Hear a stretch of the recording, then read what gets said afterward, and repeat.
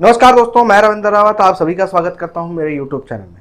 दोस्तों, अक्सर आपने देखा होगा कि शादी से पहले जिस स्त्री की तबीयत हमेशा ठीक रहती थी, वो शादी के बाद हमेशा बीमार रहना शुरू हो जाती है। आए दिन कोई ना कोई प्रॉब्लम उसको रहती है और डॉक्टरों को चाहे कितने भी इलाज करवा लो, उसका सॉल्यूशन नहीं मिल पाता। लेकिन वो घर का बदलाव करते हैं, वो कहीं दूसरे स्थान को चेंज करते हैं और उसके बाद उसकी सेहत में अपने आप बिना डॉक्टरी इलाज के भी सुधार होने लगता है। दोस्तों, ऐसा क्यों होता है? ये कौन सा योग है?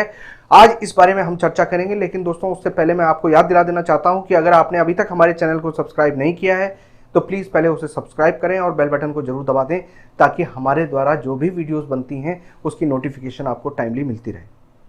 दोस्तों, जब भी कुंडली में सूर्य, शुक्र और केतु ये युति बनाकर बैठे हों तो शुक्र और केतु का जो असर होता है वो बहुत अच्छा नहीं होता, वो खराबी में होता है, वो पीड़ा में होता है। शुक्र आपकी स्त्री से संबंध रखता है, घर गृहस्थी से संबंध रखता है, घर के भोग से संबंध रखता है, आपके मियाँ बीवी के आपसी संबंध से संबंध रखता है। और केतु जो होता है वो पुत्र संतान है। केतु जो आपका वंश है, जो केतु जो आपके जीवन में जो आपके नाभि के नीचे के रोग हैं उनको रिप्रेजेंट करता है, आपकी रीढ़ की हड्डी को रिप्रेजेंट करता है। अब यहाँ पर ये दोनों कमज़ोर हो जाते हैं। इन दोनों के कमज़ोर होने के कारण आप गृहस्थी का जीवन अच्छे से नहीं भोग पाएंगे।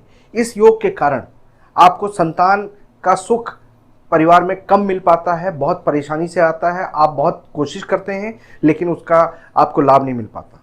दोस्तों, ये योग जब आपकी कुंडली में बन रहा हो और ऐसा इंसान अपने घर में, यानी जिस घर में उसकी शादी हुई है उस घर को बदलता है, वहाँ से कहीं दूर चला जाता है, किसी कारण वो कहीं चला जाता है, तो उसके बाद उस घर के बदलने के कारण उसके संतान के योग बन जाते हैं, उसकी बीमारियों में कंट्रोल आ जाता है, स्त्री की सेहत ठीक होने लगती है। दोस्तों, ये इसलिए होता है कि सूर्य जो है वो जिद्दी है, यानी आपका जो बहुत समय से आपका घर है, जिसको आप अपना पैतृक घर कह सकते हैं या आप अपनी कमाई का घर कह सकते हैं।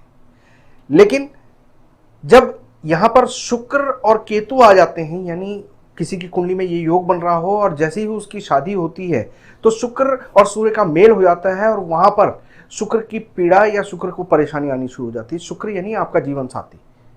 और जब ये योग आपकी कुंडली में होता है और शुक्र की पीड़ा होती है तो उससे केतु नष्ट हो जाता है, यानी पुत्र संतान पैदा नहीं हो पाता। दोस्तों, जिद्दी मकान को छोड़कर जब ये व्यक्ति अपने घर को छोड़कर कहीं दूर जा जाता है, किसी कारणवश उसको जाना पड़ जाता है, तो उसके बाद उसकी सेहत में, उसके हेल्थ में इम्प्रूवमेंट आती है और उसके संतान के भी योग बनते हैं।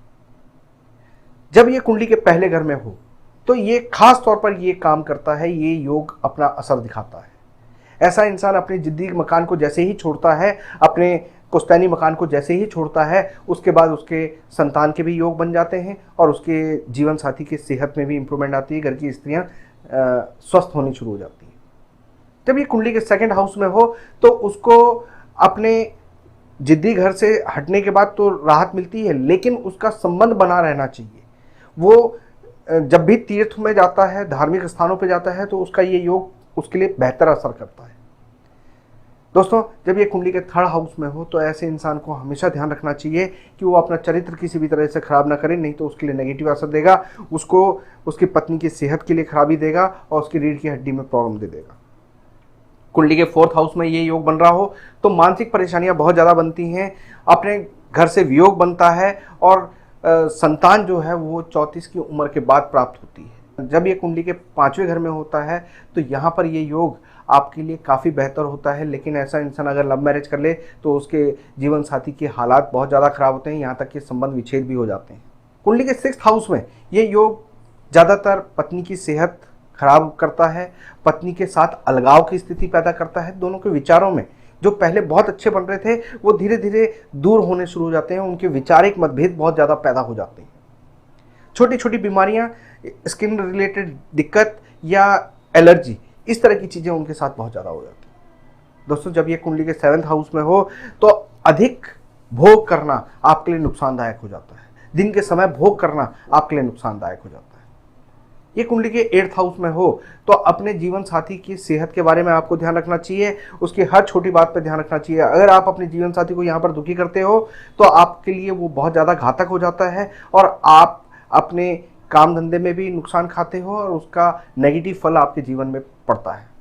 जब ये कुंडली के 9th हाउस में हो तो आपको हमेशा केतु को उच्च करके रखना चाहिए। धर्म स्थान पर जाकर आपको वहाँ पर कोई गाय बंधी हुई हो तो उसको आपको आलू खिलाने चाहिए, या किसी गौशाला में आलू देते रहें तो उससे आपके ये योग का कुछ हद तक कंट्रोल रहता है। जब ये कुंडली के 10th हाउस में हो तो यहाँ पर आपको खास तौर पे ध्यान रखना होता है कि अपने जीवन साथी की अच्छाइयों को आप नोटिस करें, उसकी बातों को आप नोटिस करें और उसको अप्रिशिएट करें। जब कुंडली के ये 11th हाउस में होता है तो यहाँ पर ये आपको मोह माया से त्याग की भावना देता है। आपको ध्यान रखना है कि आप अपने मन पर कंट्रोल रखें। आध्यात्म या पूजा पाठ इतना ज़्यादा ना करें कि आप अपनी गृहस्थी की तरफ ध्यान ना दें। जब ये कुंडली के 12वें घर में होता है तो आपको अपने जो विचार हैं वो दूसरों पर लादने नहीं चाहिए। आपको कोशिश करनी चाहिए कि बिना मांगे किसी को सलाह ना दें। आप बेकार के उपदेश लोगों को ना दें। आप सामने वाले को उसके काबिल समझें, तब ही कोई स्टेप आगे बढ़ाएं। दोस्तों, ये आपकी कुंडली में योग होता है तो आपके 12वें घरों के हिसाब से मैंने बताया। दोस्तों, इस योग को अगर आपने इसके नेगेटिव प्रभाव को देखना है, यानी ये योग आपकी कुंडली में एक्टिव हो चुका है और उसकी निशानी देखनी है, तो आप देखेंगे कि आपके जीवन साथी की जो दिमागी परेशानी है वो बढ़ जाएगी।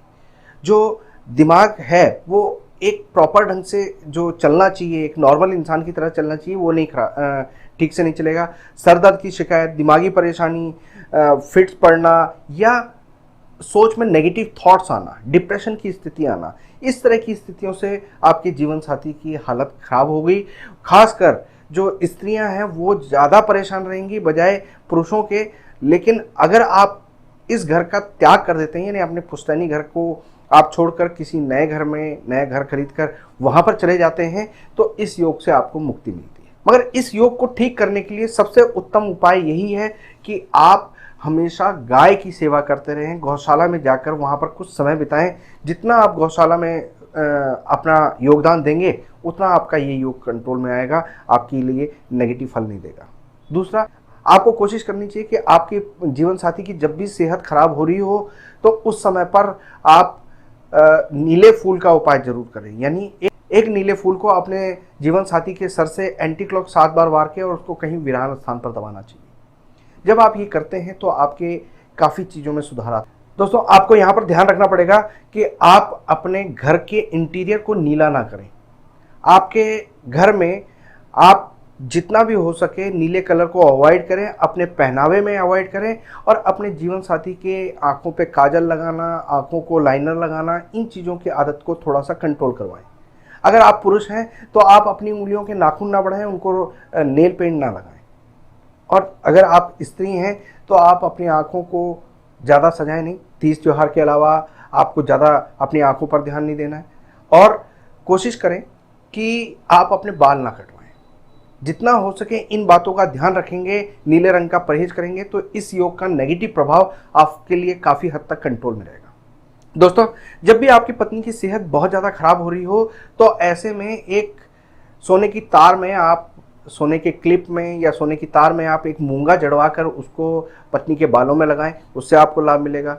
आप दोनों के बीच में तनाव की स्थिति आ रही है तो 4 चांदी की चूड़ियों पर लाल मीना करवा के आप उनको लेफ्ट हैंड में पहनाएं और खुद एक चांदी का कड़ा आप सीधे हाथ में पहनते हैं तो इससे आपको लाभ मिलेगा। ये छोटे छोटे उपाय अगर आप करते हैं तो आपकी कुंडली के इस युति का जो नेगेटिव प्रभाव है वो काफ़ी हद तक ठीक होगा। आपके जीवन साथी की सेहत में सुधार आएगा और कुछ समय बाद आप देखेंगे कि आपके घर में पुत्र संतान से संबंधित जो भी परेशानी आ रही थी वो दूर होनी शुरू हो जाएगी। उम्मीद करता हूं कि ये वीडियो आपको पसंद आई होगी। किसी भी तरह का और कोई सवाल हो, डाउट हो तो आप हमें कमेंट बॉक्स में लिख सकते हैं। अगर ये वीडियो पसंद आई हो तो इसको जितना ज़्यादा हो सके लाइक और शेयर करना ना भूलें। फिलहाल मैं अपनी वाणी को विराम देता हूँ। नमस्कार।